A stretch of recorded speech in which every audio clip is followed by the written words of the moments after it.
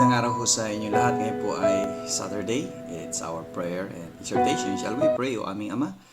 Ang kapayapaan niyo magharing muli sa pamilyang Pilipino at ang kaligtasan ay dumating sa buhay nila sa araw na ito sa pangalan ni Jesus. Amen. Well, let's proceed to our strong exhortation from the book of 1 Thessalonians chapter 1 and verse 2. We give thanks to God always for you all, making mention of you in our prayers. Well, napakaganda ho, no, na si Apostle Paul ay nagbibigay ng assurance na palagi silang ipinagdadasal almost every day, katulad ng ginagawa natin. I'm praying for you, kapatid, kaibigan, kasama ko sa paglilingkod sa bayan.